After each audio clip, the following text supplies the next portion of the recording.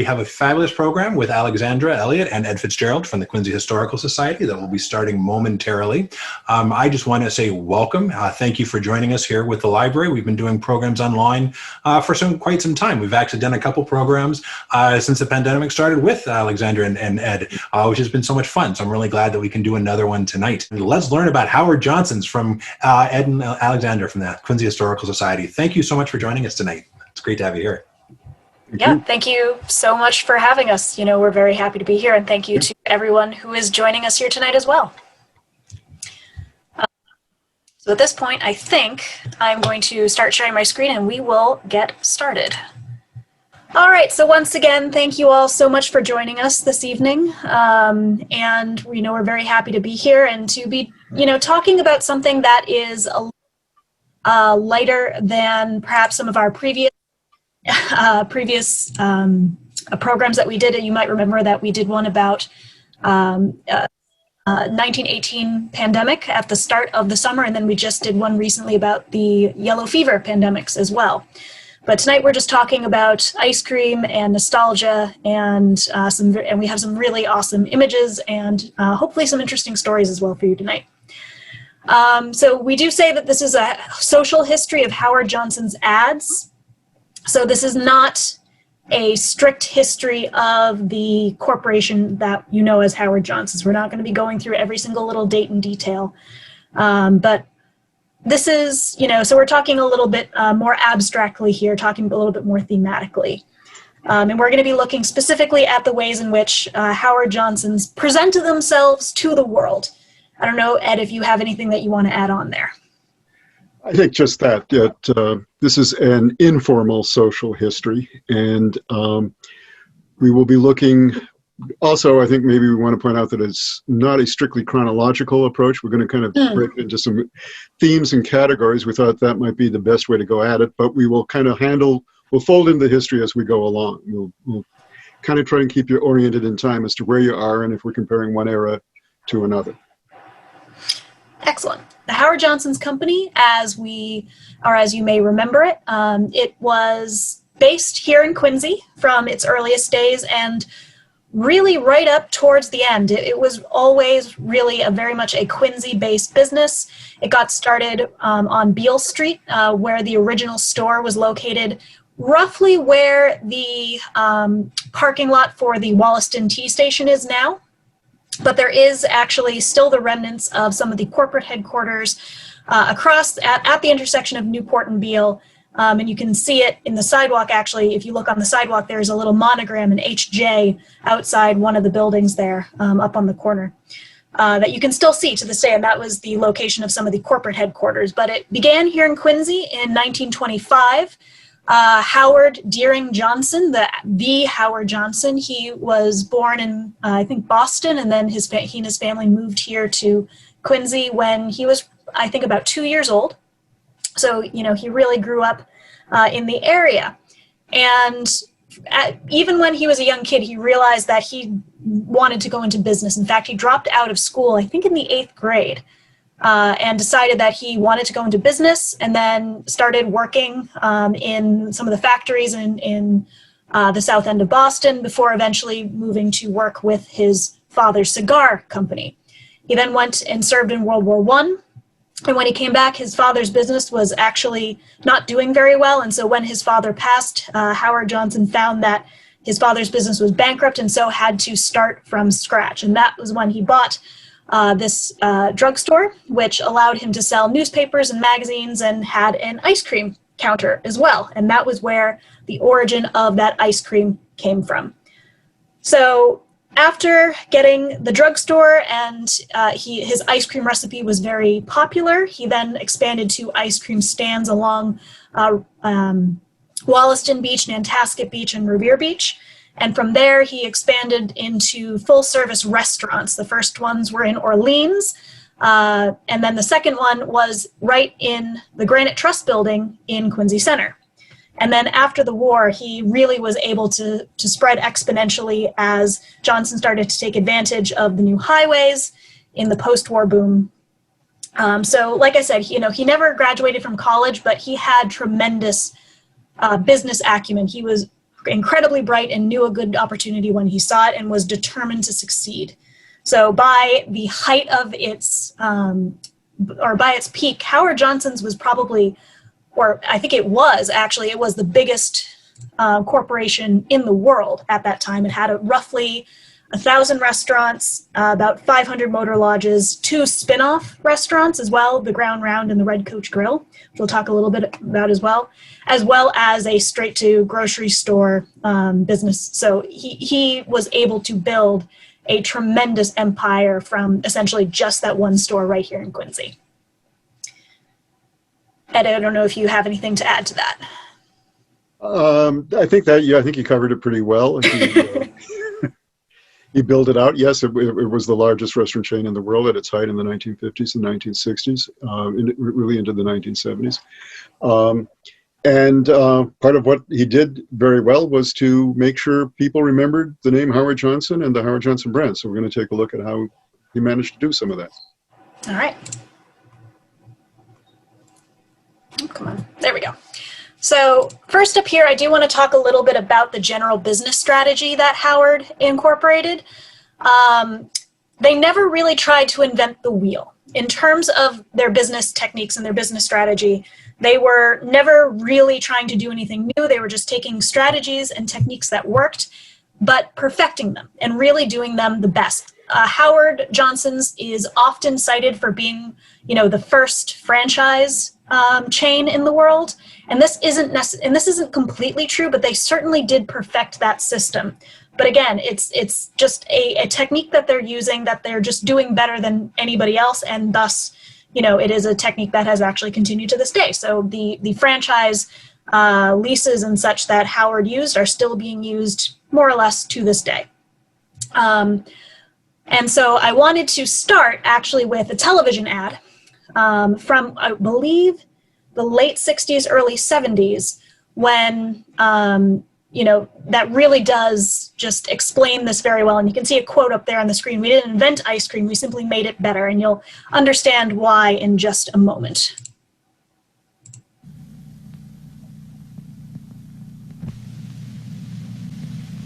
Boy, ice cream is great. I wonder who invented it. Howard Johnson's. No, Howard Johnson's didn't invent ice cream. We simply made it better. And ice cream is what made Howard Johnson's famous. Why? Well, we always put more fresh country cream in our ice cream. Flavors, everyone is pure, natural, all 28 of them. We never use artificial flavoring. And now Howard Johnson's ice cream is as close to you as your nearest store or supermarket. Gee, ice cream is great. I wonder who Oh, sorry. Sorry about that. invented it. Howard Johnson! It's just no use. Howard Johnson's did not invent ice cream. We simply made it better. And ice cream is what made Howard Johnson's famous. The home of great ice cream is Howard Johnson. Now have Howard Johnson's great ice cream at home. You get a pretty good idea for what Howard Johnson's was all about from that ad. All right, so we're still talking about the general strategy, but I want to talk a little bit more about it and how that sort of concept of they weren't doing anything new, but they were absolutely trying to perfect the strategies that they did have. So up in the top right-hand corner there, you can see an image of 2 soda jerks working at the ice cream counter and teaching some of the new waitresses how to scoop the perfect dish of ice cream. Now, each Howard Johnson's location had what was called a Howard Johnson's Bible. This was a manual of every single specification that Howard D. Johnson himself set for every single restaurant that had his name on it. So he wanted absolutely everything to be perfect. So this was one of the things that was very particular about Howard D. He was probably what we would call today a micromanager. And this actually was could probably be attributed to quite a lot of his success because everything was set to his specifications and he had very high standards for every single one of those things.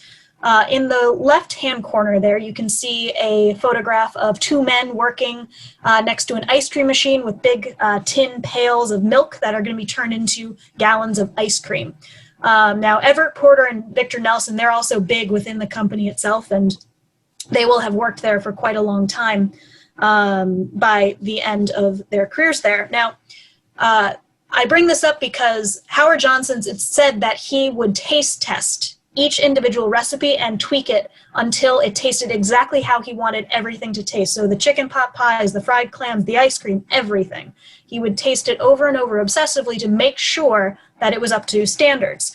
Then they would have to tweak the recipe again when they were making it for mass production to make sure that it was once again up to his standards. Howard was also well known for walking into a restaurant unannounced.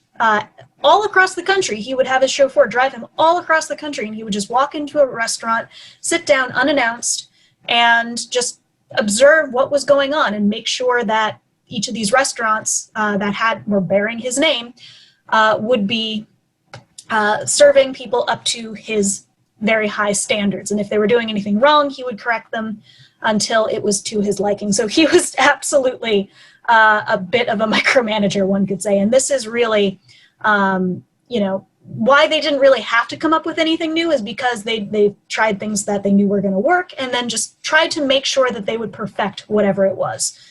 This is kind of a concept that Ed and I are working on here, but what is in a name and what is behind, one of the things about the brand Howard Johnson's is the name. And Ed, I'll let you talk a little bit more about that. Yeah, Howard is certainly not the first roadside restaurant. He's not even the first roadside chain restaurant, but he is and becomes by far and away the most successful roadside chain up through the middle of the 20th century and beyond.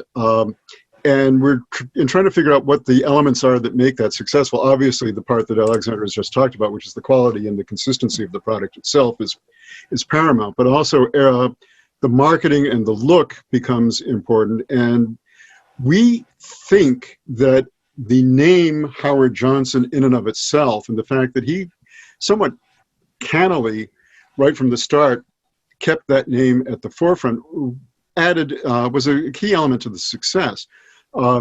Other chains, as we'll see, had topical names or names of things. If it was a personal name, it tended to be kind of cutesy or maybe slangy. This was a very solid, kind of middle of the road, kind of forthright name presented in a very forthright way. The typeface for the name Howard Johnson and Howard Johnson's, even though it changes over time, really remains with elements of consistency, so that whether you're in the early 1930s, as you are here, or into the 1970s, as we'll see in a minute, even though the orthography changes a little bit, you can instantly recognize it as the Howard Johnson's brand. So as you suggest a person, even when people were not even sure that there was a Howard Johnson's, it gave you a sense of a person, and it also gave you a consistent look and a real identification with that name. So the name in itself, I think, and the notion of that Howard standing behind the product really played a major part in the success. And just to describe the images for anybody dialing in on the phone, right there we've got on the left-hand side of the screen an image of the original or the first franchise location, which was seasonal, but it was located in Orleans, Massachusetts, so down the Cape. And then we also have an image of a very early, I think 1930s, refrigerated Howard Johnson's delivery van. So this is a van that would be delivering probably ice cream orders or other frozen foods to the restaurants. Yeah, it's probably like 1935 and 1936 in that image. So one of the integral parts of branding for Howard Johnson's was the orange roofs. In fact, when some polling was done in the 60s of like, what do you think of when you think of Howard Johnson's, the first thing that people would list was the orange roofs or 28 flavors of ice cream. Those are the two things. And so I use this particular image, one, because it is an excellent example of how eye-catching that orange roof can be at a distance. but also because this is a location that, a lot of our viewers are probably going to recognize. This is the Howard Johnsons at the Rotary near the Bourne Bridge. So this is probably a landmark that many people have seen. But it really is, and like I said, it is eye-catching. So even before he started investing in billboards, which he does eventually start to do, these orange roofs can be seen from quite a distance, and so act as a billboard in and of themselves, especially as you get to know the brand. And we'll see really how important and tight the identification of Howard Johnson's and the orange roof is as we go along. You'll see the orange roof becomes really kind of a central image in the advertising well into the 60s and 70s. Exactly. But at the start, Howard was not the only restaurant chain using orange roofs for his advertising. So this is I believe a placemat, or the back of a placemat that was from a Dutchland Farms, which was a restaurant chain that was based out of Brockton. And they were also well known for making homemade ice cream because it was connected to a dairy farm. And they had a fairly large chain. Like when Howard got started, they were much bigger than him. They had locations throughout Rhode Island, I think into Connecticut, and of course up in Massachusetts as well. So they were relatively popular. There were quite a lot of them around. And they also had an orange roof, but they would also attach onto their orange roof usually a windmill, thus, I guess, attaching the connotation, the Dutch windmills, and thus putting it on a Dutchland Farms, I guess. But so Howard was not the only person doing this type of branding, but Howard Johnson's lasted for much longer than Dutchland Farms ever did and was far more successful than they were. And so there was something else to it as well, but that orange roof certainly always was very eye-catching.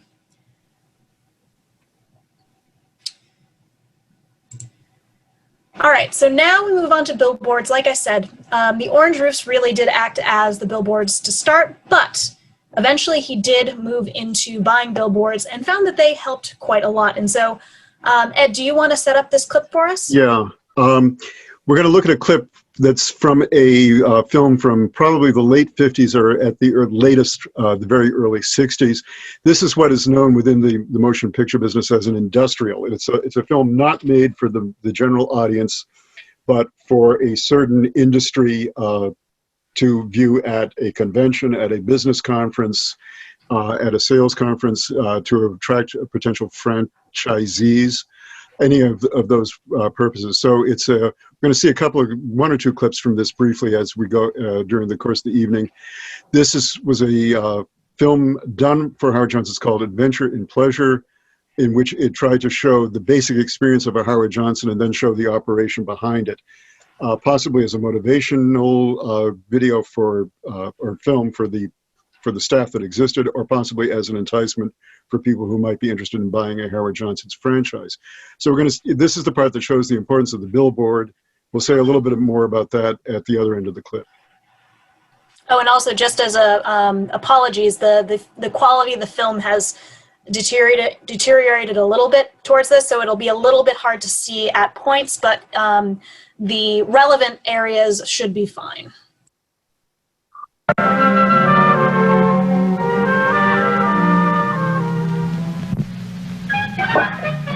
When traveling down the road, one cannot help but notice the familiar Howard Johnson signs. Each one attractively designed to suit the particular needs of the motor lodge or restaurant which it serves. The colors are bright and cheerful. The copy is short but to the point. The objective?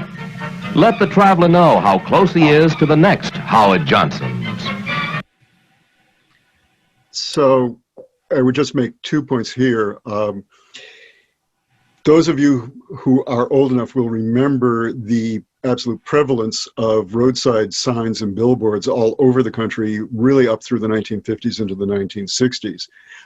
When Lady Bird Johnson launched the Beautify America campaign in the 1960s, she was in large measure reacting to the proliferation and the sheer glut of signs everywhere. The joke was you went to see the country and you couldn't see the country because all you could see was the billboards.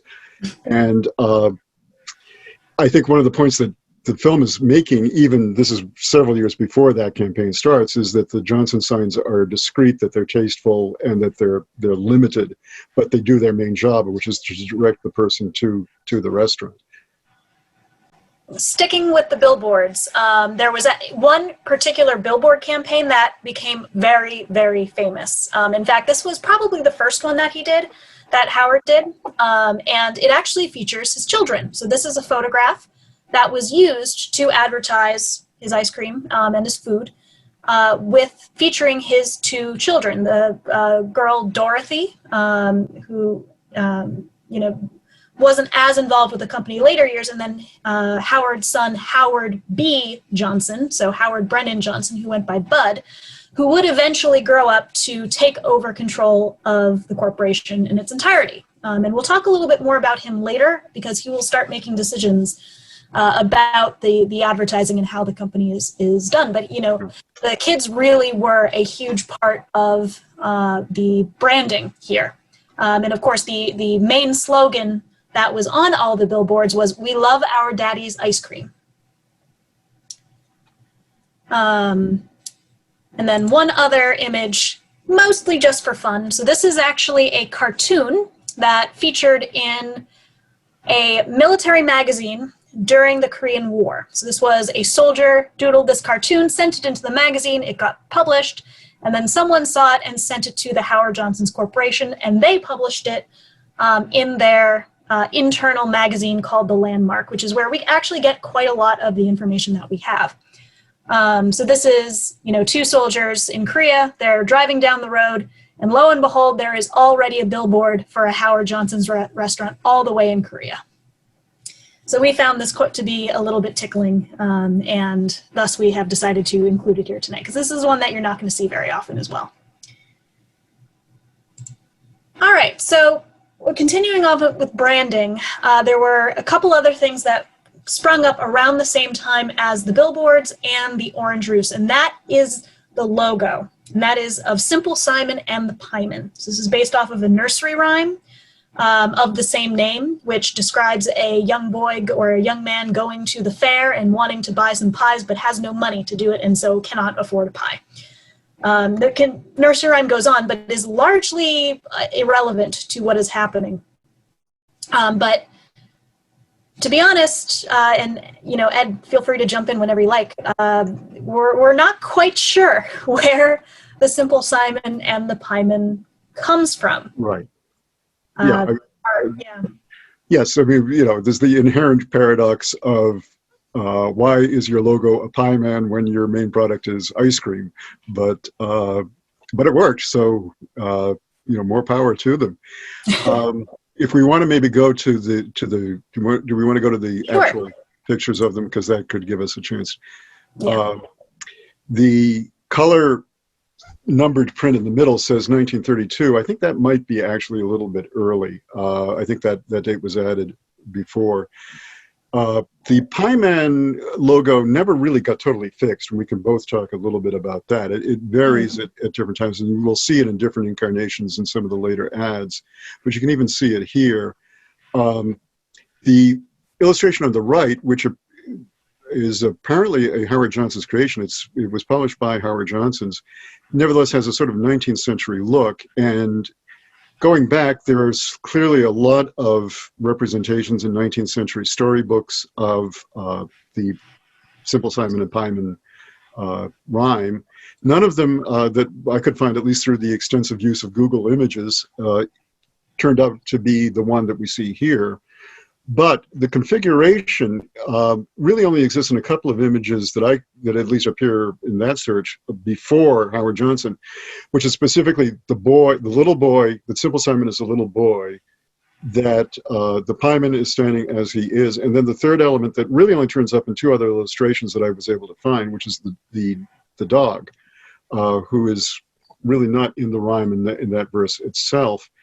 And to the extent that we can make some sense of it, I think it's the boy and the dog that are the real appeal being made here, and why it works as an approach for selling the product, because it begins to focus on children that we're going to be talking about extensively as this goes on. Going back to the previous image, that of John Alcott and his original Pyman sketch.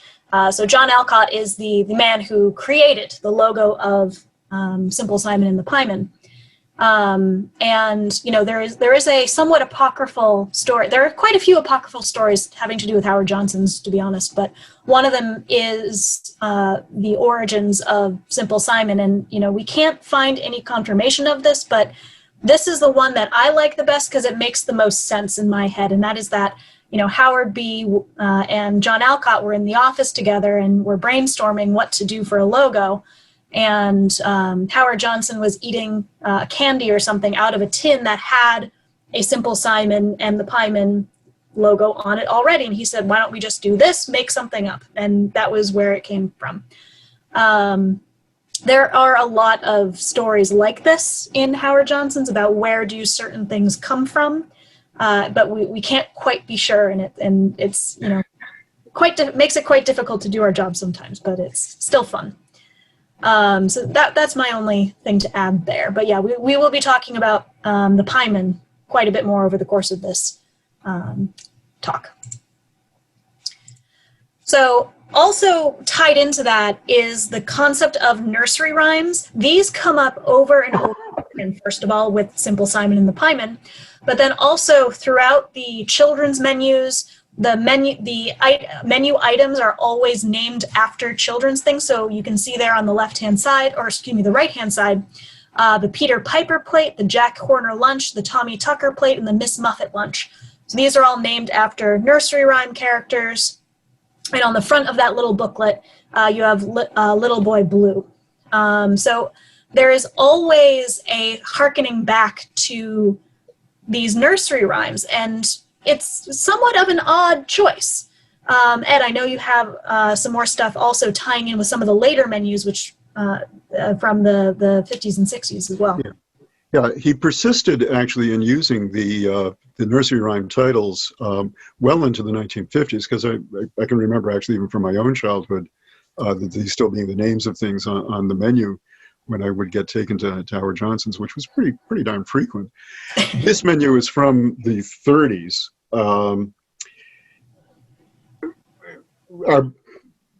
The historian whose name I had on the tip of my tongue and I just lost. Oops. The Yale historian, the 10 restaurants that changed America. Oh, Philip Lang. Nope, not Langdon. It's the last name is Friedman, and is it Paul Friedman? Paul Friedman. Paul Friedman. Very good. I knew we'd get it. Paul Friedman has the insight that the success of Howard Johnson was that he managed to sort of graft gentility onto the basic honky-tonk establishment of the hot dog and ice cream stand. And the emphasis on nursery rhyme, I think, is partly a function of the times of the 1930s, when that kind of image of childhood was much more dominant than it is now. But also, I think it was an attempt to be reassuring to the adults that this was a kind of safe, genteel kind of place where things were named after sort of respectable, kind of gentle things. I think that might have been part of the idea behind it, but that's all kind of speculation. And also, just to clarify, the book that Ed was just mentioning is 10 Restaurants That Changed America by Paul Friedman, and we will have that in our bibliography a little bit later. So moving on. So one of the things about the Howard Johnson's menu is that they had a number of very, very iconic, dare I say it, menu items. In particular, the ones that really stand out are the Tender Sweet, trademarked Tender Sweet fried clams. So this was you can see on the right-hand side of your screen, a ad for the Clamboree, which was I think it was an all-you-can-eat fried clam plate for $1.29 at the Howard Johnson's. And, and so fried clams were very much a huge part of the Howard Johnson's business. In fact, they had a exclusive contract with the company that got them their clams out of, I believe it was Ipswich. It was the Sofran Brothers company. And So Howard Johnson's, they were their sole customer for quite a number of years, right up until the end of the 60s, I believe. And what's interesting about that is that fried clams and clam chowder and just, clams as a food were not really being enjoyed outside of New England before Howard Johnson made them fashionable. And that is also the case for a lot of typically quote unquote New England dishes. So, like hot dogs and baked beans, the brown bread, and clam chowder and things like that, lobster rolls or clam rolls. These are all things that, Howard, I don't think he had a lobster roll, but I know he had a clam roll. But these are all things that Howard Johnson's really introduced to the rest of the country. And then on the other side of the screen, you have an advertisement, I think from the 80s. I think this was like a little placard that would stand on your table when you went to the restaurant, for the 3D beef burger, which is essentially just a triple-decker burger, which is essentially the equivalent of, everybody's seen them Big Mac or Whopper, any of those, restaurant, or any of those meals at a fast food restaurant. One of the other really famous things about Howard Johnson's was, of course, their ice cream, in particular for having 28 flavors, which is quite a lot, even today. Now, they had more than 28 flavors. I will spoil that for you. They had seasonal ones that they would bring out, and they also had regional ones that they would sell or wouldn't sell in certain areas. So they had more than 28 flavors, but only ever 28 flavors on the menu at any given time. So this was, quite a thing. And there are this is another one of the areas that there's quite a lot of mythology surrounding where does that 28 come from. And I think Ed will take it away from here. Yeah. As Alexandra pointed out, Howard Johnson always said, well, I got to 28 and I said to myself, well, that's all the decent flavors that you could possibly have. So 28 was just where I realized that we had all the good flavors in the world, which of course is not the case, because he kept switching out and in as to what any particular set of 28 flavors might be. The number was always 28, but the actual flavors could change from time to time and season to season. So there are a few ideas that float around, and they're all totally speculative. The simplest one is just that it's mellifluous and eye-pleasing, that you can say 28 easier than you can say mellifluous, obviously. And the 28 looks pretty good on a sign, and it looks pretty good, and you get it real fast and real easy, and it looks good. So that's the simple explanation, but why go for a simple explanation when you can have a complicated explanation? So there are a couple of complicated explanations too. One is that it's 1/2, more or less, of 57, if you round off. And Heinz 57 was already a famous marketing slogan. The Heinz Company had been around since the 1890s. We know them now primarily for ketchup, but in their heyday, and I guess they may still do it, they made a whole line of different kinds of canned and bottled and jarred goods, pickles, soups, baked beans, everything. So the 57 varieties, meaning the number of things that they carried as part of the Heinz brand, cut it in half and you get to 28 flavors of ice cream.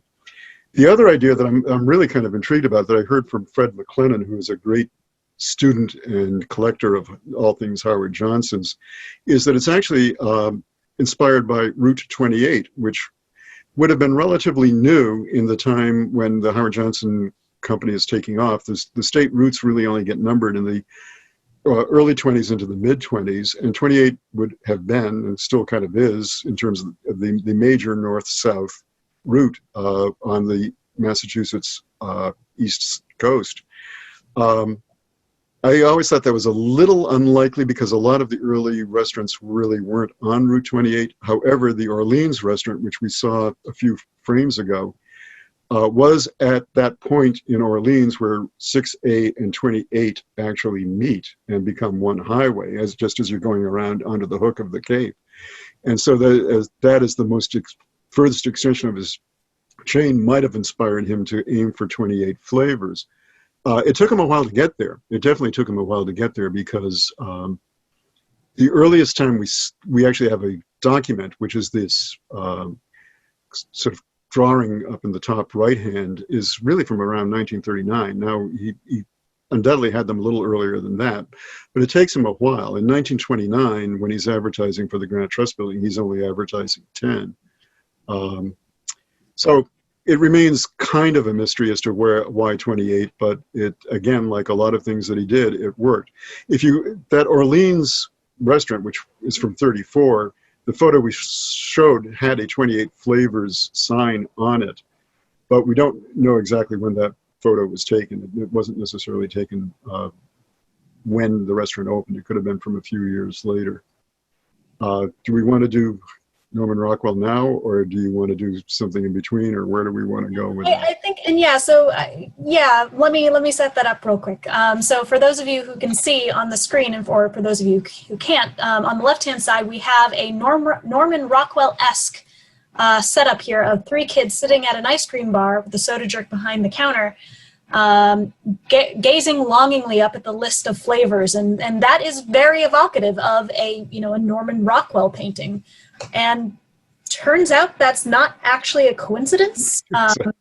Yeah, Ed, you know the story better than I do. Yeah. This suggests and evokes a Norman Rockwell painting that was, I think, a Saturday Evening Post cover from around 1958, I believe, called The Runaway, in which the framing of the painting is exactly like this. You are looking from the back at somebody sitting at the counter, the ice cream counter, and then the back wall, and the attendee, the soda jerk, standing in front. The Runaway is about a little boy who has run away from home, and he's sitting there on a stool with his little his little bundle on a stick, and there's a burly Massachusetts state trooper sitting on the stool next to him, who has clearly found him, befriended him, and has brought him in to buy some ice cream and coax him back into returning home, and is looking very kindly at him. But again, you don't really see either of them. You sort of see them from their backs. And there's a young kid tending the ice cream bar on the other side, much like this. Rockwell actually often worked from photographs. He would stage a photograph that would pose pretty exactly what he wanted in the painting, have the photograph taken by a high-level professional photographer, and then create his painting by looking at the photograph and painting from that, which is what he did with The Runaway. He used the Pittsfield Howard Johnsons for the locale, and he had a real Massachusetts state trooper as the model for the trooper. And it looked just straight ahead like this, with the mirror with the 28 flavors on the back, a young kid behind it. As Rockwell was painting it, he decided it had to look more rural, so he eliminated all the references that made it Howard Johnson specific. He took out the mirror and instead has a plain white clapboard kind of painted wall behind. The young kid becomes a kind of grizzled old middle-aged kind of gruff-looking guy who's obviously running his own kind of mom and pop soda fountain and store in some little town up in Maine or something like that, to give it all a much more rural look, which apparently surprised everybody who was directly involved with it, including the policeman, the kid who had been in the photograph, and the Howard Johnson's company. So this is, I think, this again is where we verge into speculation, but I think this is a little bit of revenge, or at least payback, that they're going to get it back and do something in exactly the Norman Rockwell style to reinstate the way things should have been. At this point also, by the 1950s and especially by the 1960s, Howard Johnson's becomes, like we've already said, the largest chain of restaurants in the world at that time. It is huge. But by then also, Howard Johnson's become something far more than I think Howard himself ever could have thought it would be. And it becomes, I use the phrase up on the screen there, American icon, and, you hesitate somewhat to use the word iconic, but at this period in time, Howard Johnson's almost became an avatar for, America and everything that was wonderful about America, and, especially in the height of the Cold War, everything that was wonderful about American capitalism versus, communism. So the two pictures that you see on the screen currently are from something from something called Operation Lollipop, which is part of the Hearts and Mind campaign that was done in Africa. So essentially trying to do building houses, giving out candy to towns and villages in Africa to essentially make sure that African countries were more interested in having a closer relationship with the United States rather than the Soviet Union. So part of that was Howard Johnson's literally sending over, soda pop and lollipops over with the sailors as they did their mission. So this is, something interesting that they were being asked to participate in essentially, the Cold War propaganda, essentially. Later on in the 60s, you even have Howard B. Johnson, so the son of the founder, being asked to go on Radio Free Europe and do an interview on that radio program that would then be, piped into behind the Iron Curtain, talking about the business and talking about Howard Johnson's in America and everything. And it really, Howard Johnson's really does just sort of become something a little bit more than just a restaurant chain in a way. I really do not think that Howard D., so the founder, ever thought that would be the case.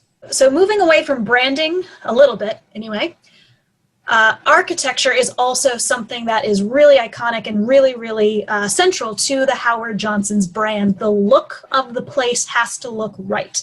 And there were three main designs. There were some variations, but there were three main designs for the Howard Johnson's restaurants that are really, really recognizable. The first you can see on the left-hand side down towards the corner there of your screen. It kind of almost looks like your stereotypical Cape-style house almost. And it's got a little bit of a cupola though, but that is called the quote-unquote roadside cathedral design. So this is very much hearkening back to New England architecture and sort of New England meeting house and church architecture, and just making it look a little bit rustic, but homey, comfortable, and giving it that little bit of gentility as well that Ed was talking about.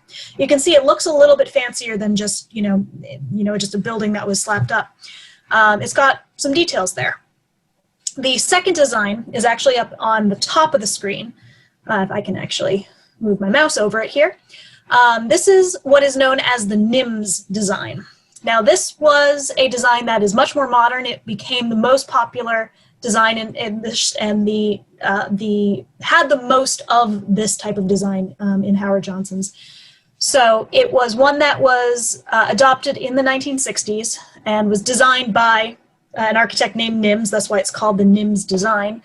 And this started being used when Howard Johnson's expanded into Florida, because apparently the Floridians did not like the original roadside cathedral design because they couldn't see inside and tell if you were open. So Howard needed a slightly more open plan, bigger windows, slightly sleeker looking design, and this was what really became the most popular design of Howard Johnson's restaurants.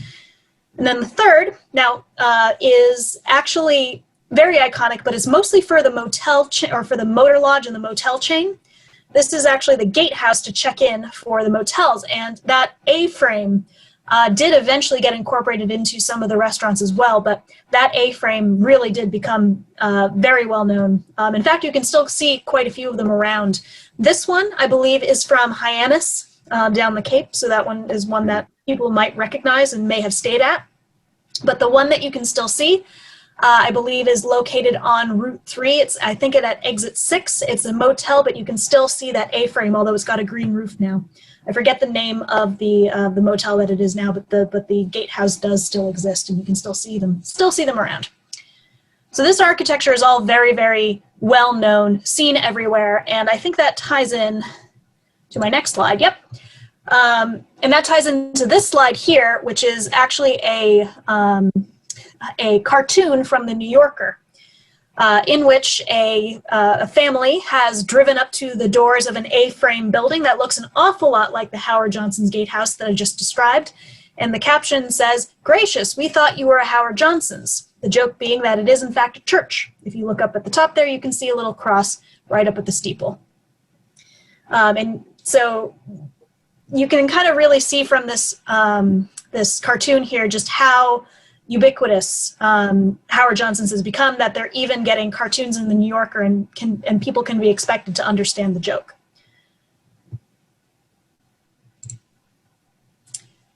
So along with the architecture, it's interesting because the logo almost goes through a similar sort of abstraction.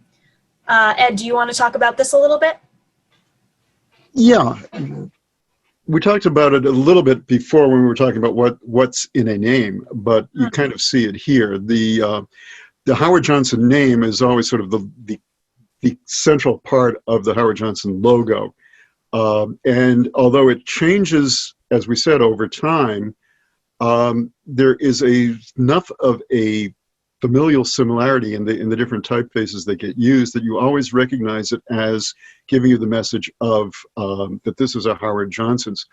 We really have sort of 3 generations of the logo here.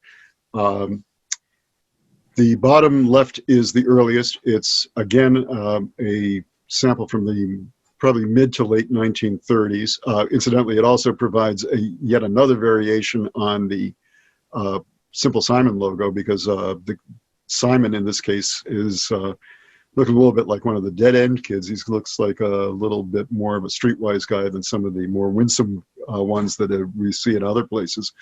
But you've got kind of the classic formulation of Howard's name with the large J and the large S framing it.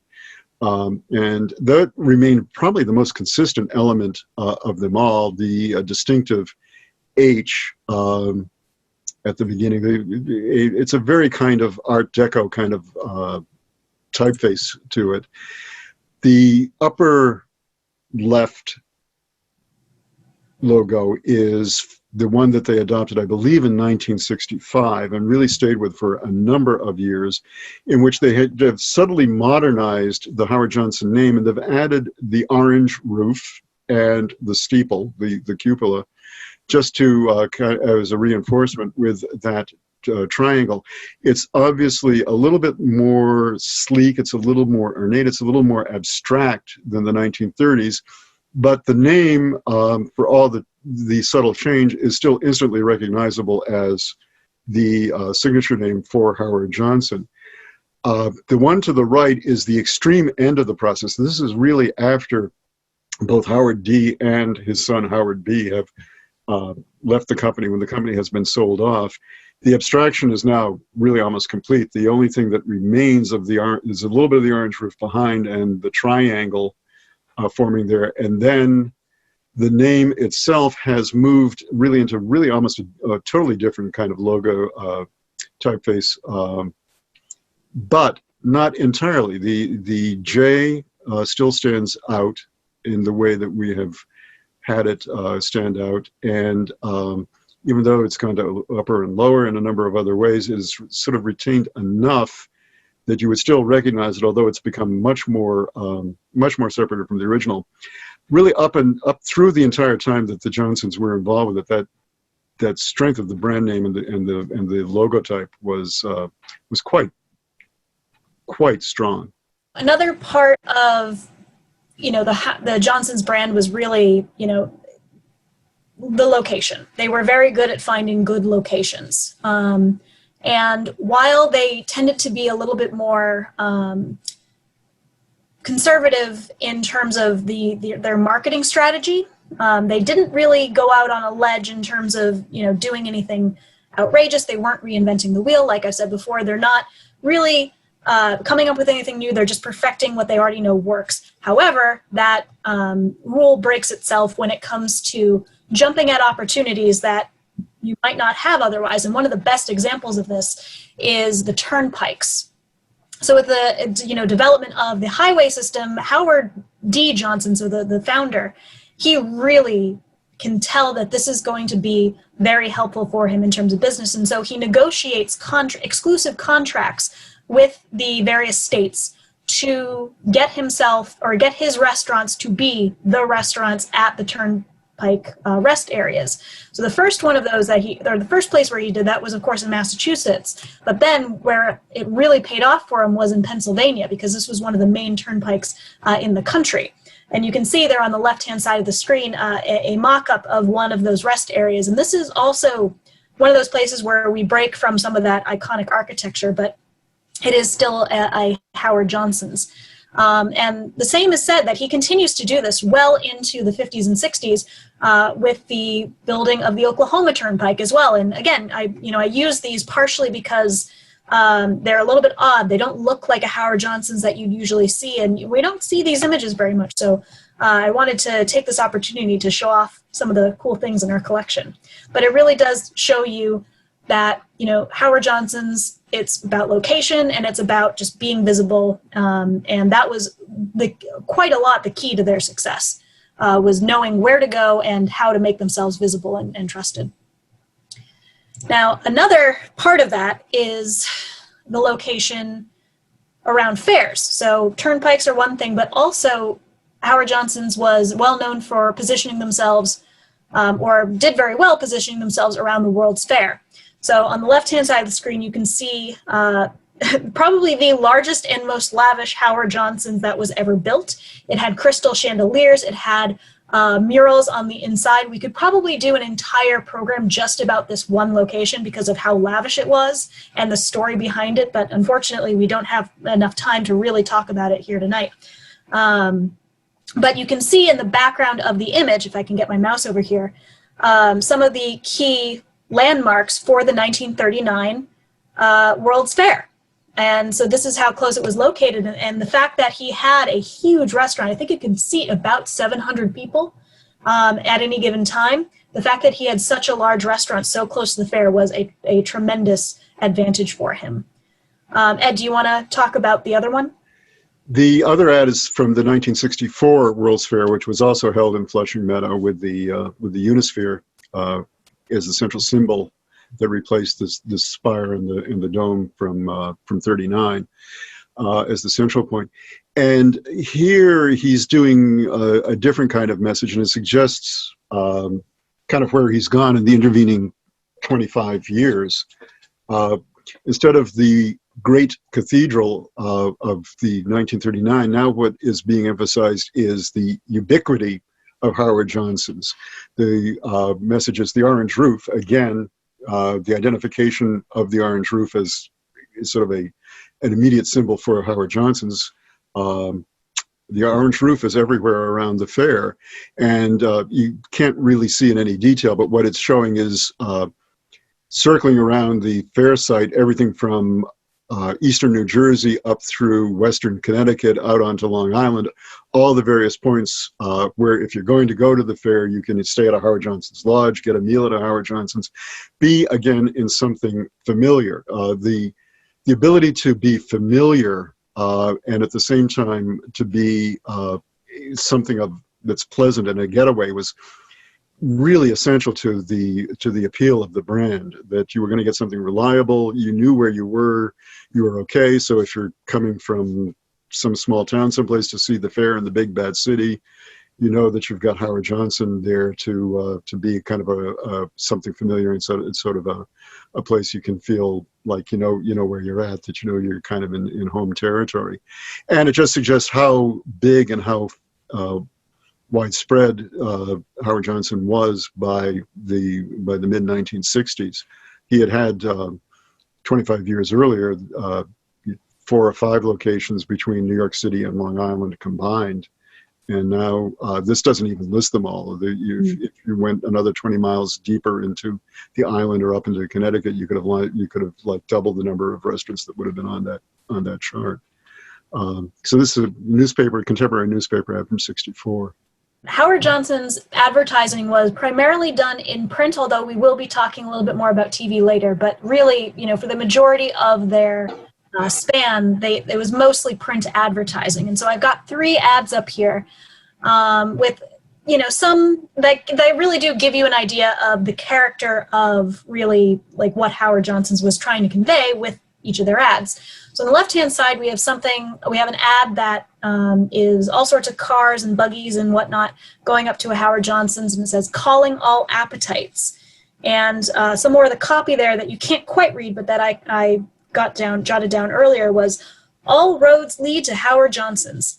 No matter how you get there, you'll find wonderful food, courteous service, attractive surroundings, and the check is a pleasant surprise. But the real message there is that there is something at Howard Johnson's for everybody. And they were also well known for having a very large menu and having lots of selection. So, you know, the idea is that anybody, even the pickiest eaters, will be able to find something on the menu that they will enjoy. In the middle, we have a combination ad for Howard Johnson's and Ford Motor Company. So it essentially says that Howard Johnson, smart idea. He built an ice cream cone into a chain of 230 roadside restaurants that gross $150 million. Down in the middle there, Howard Johnson's smart move. He uses 40 Ford-built, bonus-built trucks in his business. Smart move, smart business. And essentially what it's saying is that, you know, Howard has this, you know, very successful business, and he's using Ford refrigerated trucks for his ice cream trucks. So this is obviously, you know, sort of a combination ad there. And then the last one is really interesting. This is one of probably my favorite pieces of advertising that they ever did. We call it their Spotlight series, which is no affiliation with the Globe investigative journalist, but it basically is the idea is that they are telling the story of someone in the Howard Johnson's company who did something exceptional by writing essentially an article about it, but that is also an ad for Howard Johnson's. So this one here you can see is a young boy and a sailor sort of kneeling down next to a car that seems to have broken down, and I got some of the story here actually. So the copy, what it says there, or at least part of it, is fresh off a destroyer, weeks since he has seen his girl, a sailor left his Boston base and was en route to Attleboro, Massachusetts to see her when trouble developed in a front wheel. Pulling into a Howard Johnson's restaurant, he removed the wheel and found a broken bearing. What now? Inside the restaurant, Ron Brodeur, 17, of Quincy, Massachusetts, high school senior and part-time trainee, saw the sailor struggling unsuccessfully to remount the wheel. He asked permission to take an early break so he could help the sailor. Taking his entire break period, the young trainee succeeded in remounting the wheel. Ron's efforts made it possible for the grateful sailor to reach a garage. Repairs made, he was able to continue his sentimental journey. What is Ron Brodeur planning to do with the $1,000 savings bond he received for his Spotlight Award? He'll be able to go on to further schooling. His ambition to become a master chef. So those were a series of ads which appeared in Life magazine over a period of months, and they're all like that. They have essentially just, like I said, spotlighting someone in the Howard Johnson's Corporation who went above and beyond their duty and their service to be able to, you know, help other people. And that's one of the internal slogans that they have. This isn't necessarily a marketing slogan, but their internal slogans, like at least as far as their motto within the company, is people helping people. And so that is really what they're trying to portray there. And the fact that they've taken this into a mass market magazine, that it isn't just suggests the extent to which they have moved. At this point, they don't even have to sell the product. They're selling the institution. They're selling the quality of the Howard Johnson's brand, that good people work there. It's a good company, that it's dedicated to the public, that they can spend an entire page of Life magazine, which is the largest circulation magazine in the country, doing that rather than selling the hot dog or the ice cream or the clams, suggests where they are by the mid-1960s. The other two are much earlier. The left ad is, I think, from the early 50s. The cross promotion ad with Ford is from 49, although he does a number of different cross promotions over the years. It's one of the things that he seemed to like to do. So next up, we kind of get into Howard Johnson's sweet spot, and this really is their niche. This is what they do best. It's catering towards children and families in particular. And on this page, we kind of have two different ads, very, very different ads, that sort of show two different extremes and potentially two different approaches towards this issue. Ed, I know you have some a lot of thoughts about this one, so I'll let you set this one up. Yeah, where the right-hand print ad, which is from Newsweek in 1966, is kind of the classic traditional Howard Johnson's appeal. A nuclear family, mother and a father, a boy and a girl, a brother and sister, a little girl. They're staying at the Motor Lodge. They're eating at the Howard Johnson's restaurant. They're having this kind of prototypical, simple, but kind of wholesome and fun, relaxed Howard Johnson's experience of eating there, having the comfortable room, having the things that they can, someplace nice to take care of themselves and get dressed and have, as they say, peace and quiet. And then the other plug is that down at the bottom, they are able to call ahead to make a reservation at yet another Howard Johnson's for their next night's stop, so that they can travel across the country from Howard Johnson to Howard Johnson. But everything is very kind of formal. Dad is gray-haired, and they're kind of strategically just a little bit older than Mom in the ad. Everything looks very nice. Everything is always completely together. This is 66. And then the video ad, the commercial, will be from 72 probably, or 73, 6 or 7 years later. And they've had to kind of go a whole different way. And as you'll see,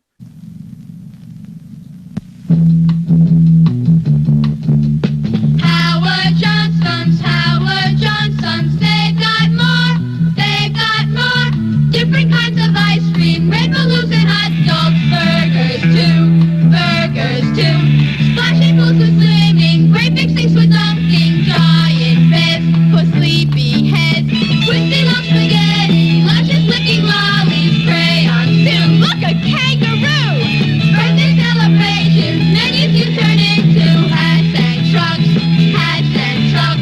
Howard Johnson, they've got more, Howard Johnson, they've got more.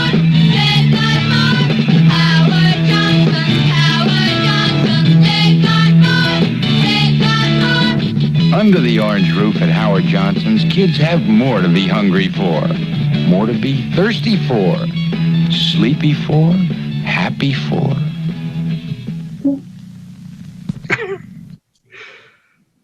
so, Yeah, we can, immediately call that the Schoolhouse Rock ad.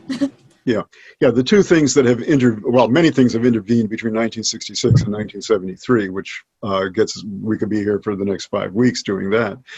But media-wise, you have had the advent of Sesame Street and of Schoolhouse Rock, which have kind of changed children's animation, made it a lot faster, a lot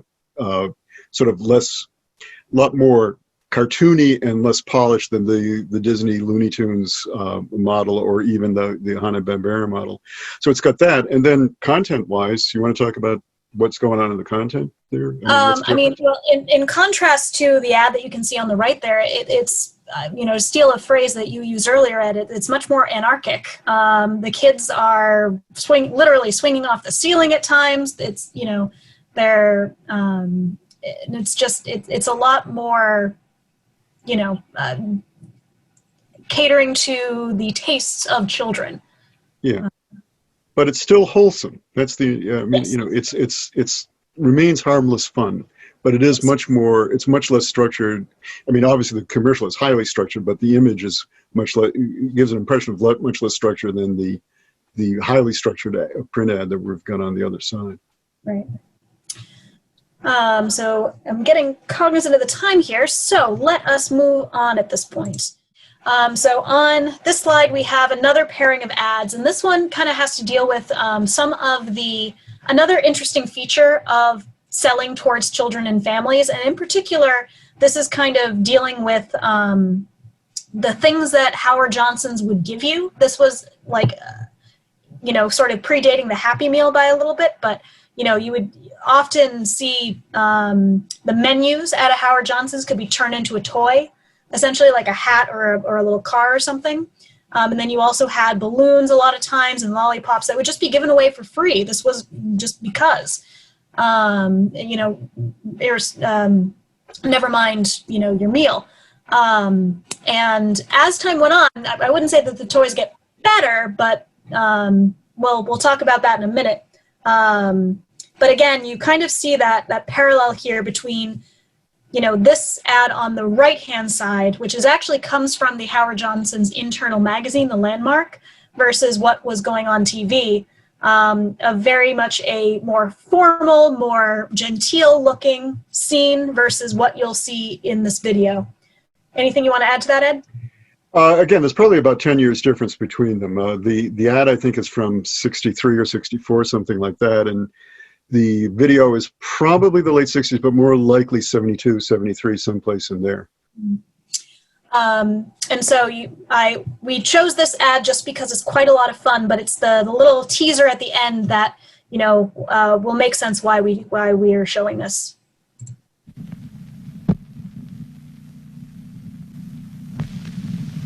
I want some peppermint stick. I love some pizza. I want pistachio. Do you know what it feels like to be plain old vanilla? When 27 other flavors have much fancier names. When you're plain old vanilla at Howard Johnson's, how you gonna whip chocolate chip? How you gonna lick peppermint stick? How you gonna reach a kid who likes peach vanilla? So what? You got pistachio nut, butter crunch banana, burgundy cherry, coconut caramel, black raspberry, Swiss chocolate almond, apple strudel. It's enough to drive you off your noodle. Just look at what you're eating. Do you need further proof? Plain old vanilla's the loneliest flavor under the orange roof. Kids, how would you like this exciting Target B game absolutely free? All you have to do is stop by Howard Johnson's. Hurry on over for your free Target B game. So one of the more ironic parts of that ad is that vanilla was the #1 selling flavor at Howard Johnson. So it was certainly not the loneliest flavor. We should, I'm sorry. Nope, this might be the time to point out that Howard Johnson, as he did in terms of quality, hired the best Madison Avenue advertising firms, both for his print and his video. So the commercials are very straightforward, but they are also very, very clever in what they do. I mean, this is another example of telling you to buy vanilla while it's desperately telling you all the 27 other flavors you can have. So he's sort of having his cake and eating it too, or his ice cream and eating it too, in this case in the ad.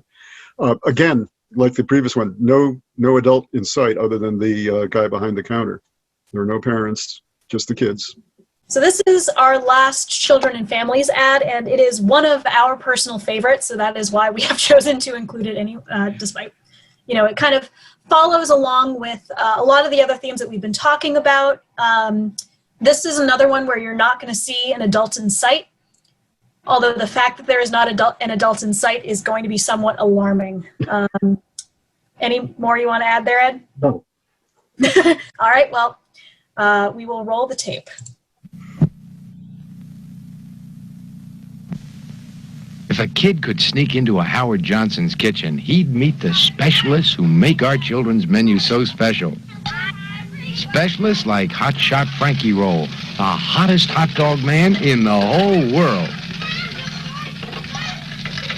There's talented Tony Twist. Just look at the way he cooks that spaghetti. Captain Jack Shell's been frying our clams ever since he was knee-high. Using just the right amount of jelly is what makes Spready Freddy's peanut butter and jelly sandwiches so scrumptious. And who else but Lunar Patty could whip up such an out-of-this-world grilled hamburger?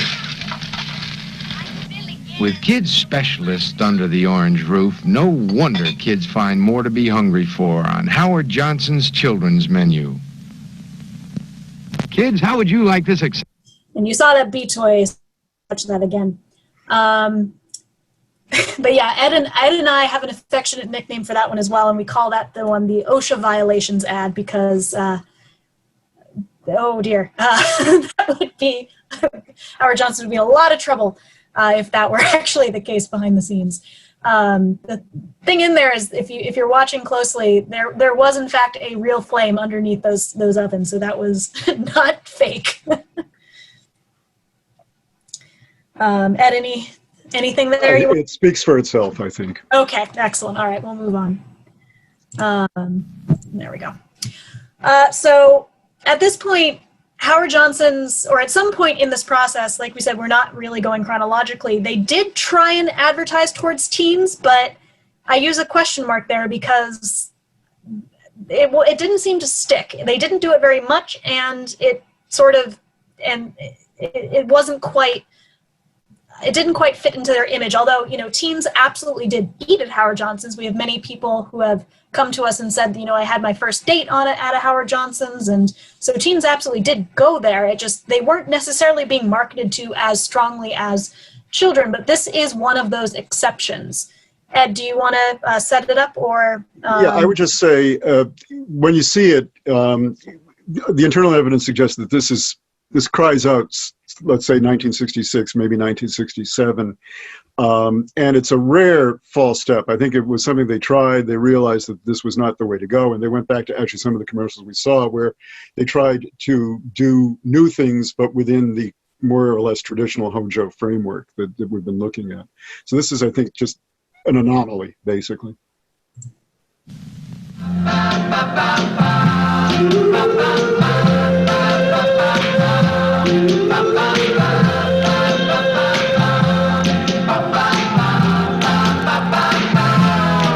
Let's have a Hojo, man.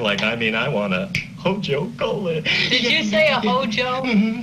How old are you? I'm of age. May I see your license? License? Look, you're over 21, so just cool it, huh? I mean, go somewhere else and be a nice guy. Look, I came clear across the state line to get a Hojo. Please. Howard Johnson's made Hojo for people under 21. One Hojo Cola, please.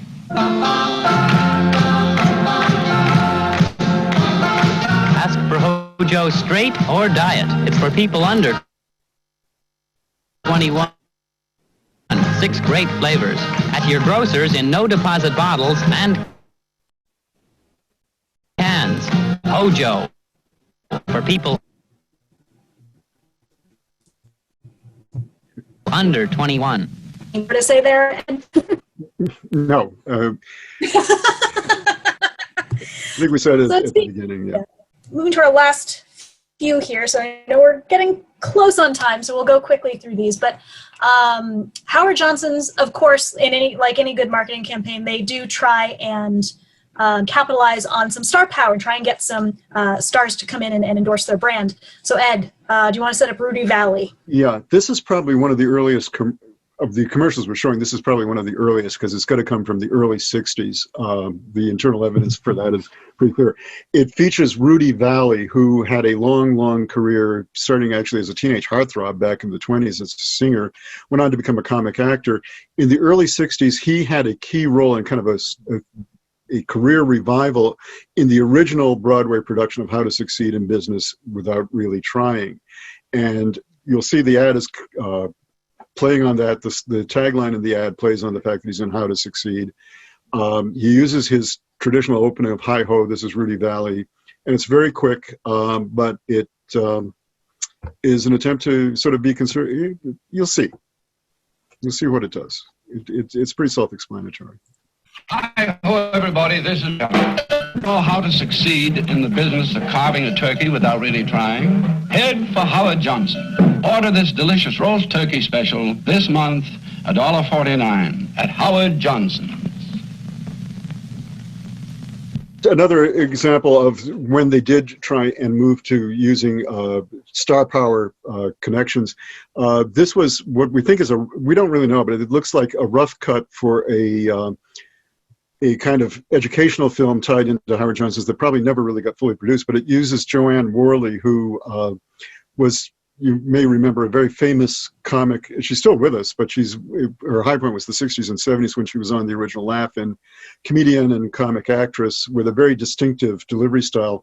And we'll give you just a sample of that, and then we'll talk about Arthur, and then we're getting kind of close to the end at this point. And here is the really true truth about hot dogs. It seems that a Bavarian sausage maker by the name of Antoine Kreutzwanger in the year 1883 was selling these little hot sausages, as they were called. So yes, you can see her there. She is telling a somewhat apocryphal tale about the origin of hot dogs in that particular copy, and that whole video we weren't sure how much we were going to use or not, but because it's so weird, and we do not think that it was ever actually used by the company. But you at least get a taste there, and you saw who you were meant to see. So then comes Arthur Fiedler, which does need a little bit of setting up, if only because why are we talking about the Red Coach Grill? Well, I did mention right at the start that there were two very successful spin-off chains of Howard Johnson's, one of which was the Ground Round, a sort of sports bar setup, and then also a second one was the Red Coach Grill, which was meant to be a slightly higher price point than Howard Johnson's, but not by much, but still very much the same sort of idea, high quality. But they were able to serve things like, lobster and prime rib that Howard Johnson's just wasn't quite their niche. So, Ed, I don't know if you want to continue with that story. So in the 1970s, Arthur Fiedler was among the most famous people in the whole country, but and then something like a god here in New England as the Boston Pops conductor, particularly after '76 and the bicentennial concert on the Esplanade, he endorsed the prime rib at the Red Coach Grill, of which there were, I think, something like 15 or 20 around the greater Northeast area by that time. Arthur Fiedler you could not turn around in New England during the late 70s without bumping into Arthur Fiedler endorsing one thing or another. He was on billboards, he was in magazines, he was on TV, he was perfectly happy to endorse anything that wasn't illegal, I think, at that point. I mentioned there is a wonderful man, a beloved man, but he did 60 Minutes did a profile of him at that time, and they were talking about the fact that he'd done a commercial or an endorsement for Johnny Walker or another high brand scotch, and they, Morley Safer, whoever it was, asked him, he said, "Do you drink scotch?" And he said, "No, I drink bourbon." So he didn't necessarily even stand behind his endorsements when confronted with it. But he probably did like the Red Coach. The Red Coach was probably actually Arthur's kind of place. He apparently once did an endorsement for Lechmere, and they asked him how much he wanted for it, and he said, "Can you get me an 8-slice toaster?" So he was kind of down to earth. Anyway, let's move on. One of the other things about Howard Johnson's and their advertising and their messaging is, by the time that they were big, they could also manage to get spots and nods in movies, and one of the most famous ones was 2001: A Space Odyssey. So you can see there a clip from the movie on the left-hand side screen, which advertises the Howard Johnson's Earthlight Room, which is supposedly located on the space station from 2001: A Space Odyssey. Now, the really interesting thing about this is the tie-in comic magazine, which was the children's menu, promotional menu during this period, so when 2001 was just coming out. And now, in this comic, I've read the whole thing. It's odd because it shows two small children going to 2001: A Space Odyssey and having a grand time, and apparently coming out of it none the worse for wear, not traumatized at all by the ending, unlike myself. And I found that quite mind-boggling, but it is quite interesting that it's being advertised. That movie is being advertised towards children, and this was part of the reciprocal deal, I suppose. Anything on that, Ed? No, and just obviously, yes, this was a direct commercial tie-in. Howard Johnson's Earthlight Room is on the space station in the movie. You do see the brand displayed very carefully, and there were several in the movie. The movie was quite expensive for its time, so it probably made sense for them to be doing that. And obviously, I don't think the Johnson Company probably quite realized what the movie was going to be like when they sealed the deal. In fact, nobody had any idea what that movie was going to be like until they saw it. So there are a couple other instances of Hojo on film. There's quite a few, actually, but some of the fun ones that we can talk about. First of all, on the left-hand side, this is a scene from The Rain People. Is that right? Right. Yes. And so this is Francis Ford Coppola's, one of his films. I hope I'm getting that right. Right.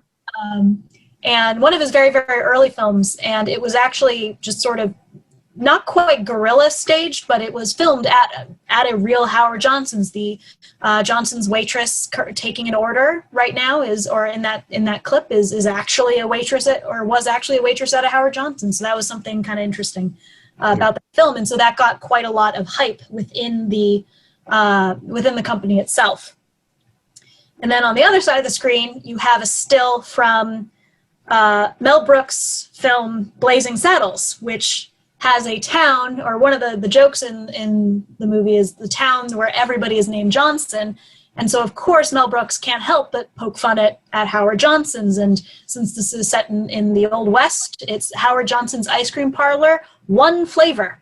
Now, I'm not sure, or I sincerely doubt, actually, that Mel Brooks got permission to use the Howard Johnson's brand in the movie.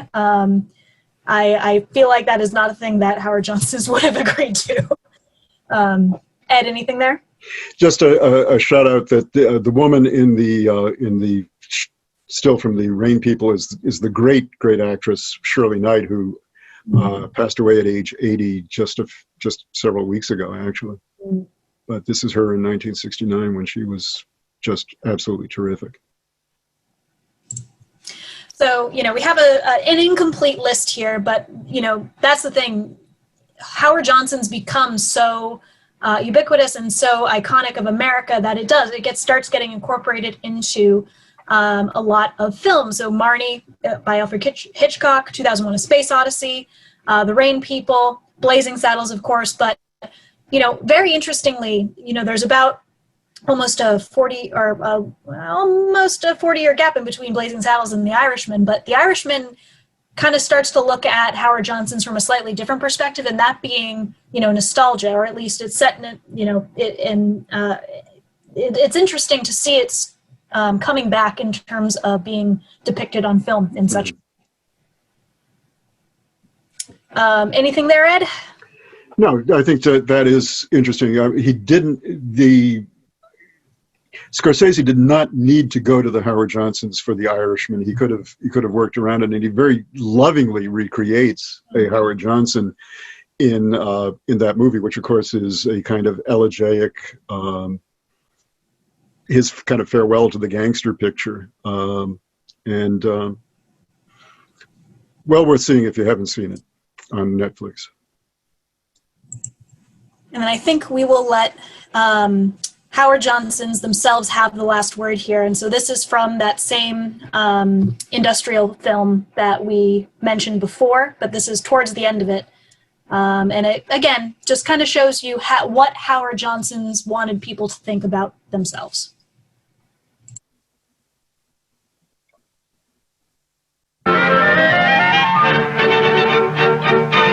Howard Johnson's employees, through the food which they manufacture, the job which they perform, or the service which they render, have played a vital part in making Howard Johnson's the world's leading restaurant and motor lodge chain.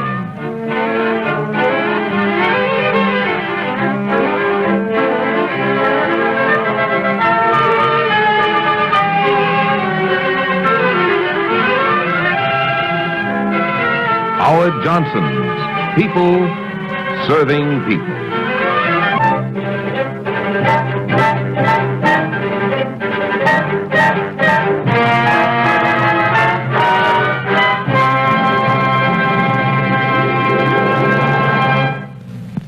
And so that kind of feels like a very natural ending there. Like I said, I have also put together just a short bibliography here. These three books tend to be our go-tos for references in terms of Howard Johnson, so I'll just run through them very, very quickly. First and foremost, just a great general overview of the history of the Johnson's Corporation, A History of Howard Johnson's, How a Massachusetts Soda Fountain Became an American Icon by Anthony Sammarco. This is actually a book I have that I was using here tonight. It's not very long at all, so it's very, very easy to read through, very, very quick, and has lots of very cool images. So I do recommend that one a lot. Next one is 10 Restaurants That Changed America.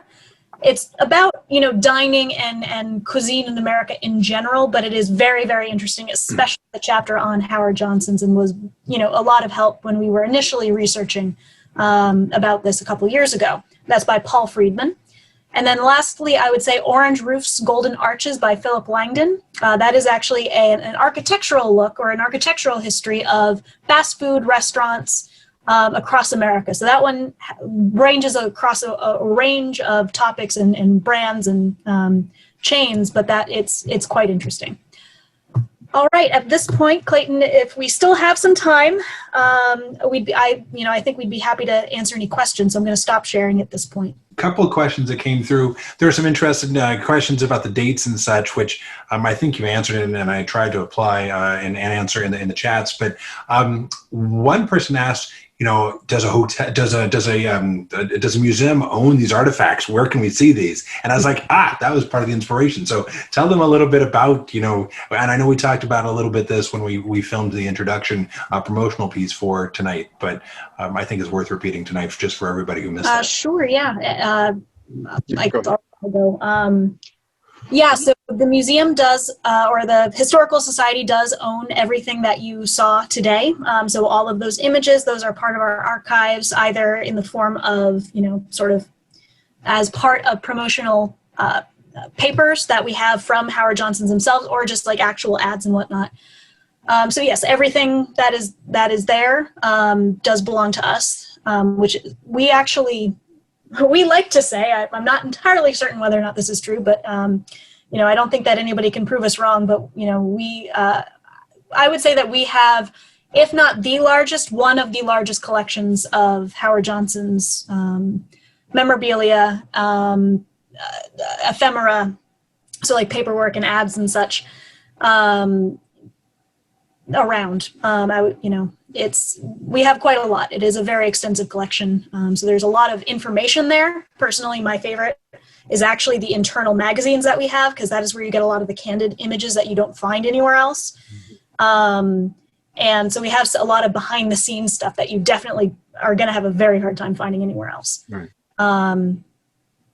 Yeah. So how do I'm sorry, go ahead, Ed. No, I just do want to acknowledge Howard Brennan Johnson, who also has given us a very generous grant to help preserve all of that material, and also help stage things like this program. So if people want to see these in the future, there's been a request that they can get a copy of the names of the 3 books, and of course we can share those. We actually had Anthony come and do a presentation about his book shortly after it was released, and I assume he did most of the research probably in your collection.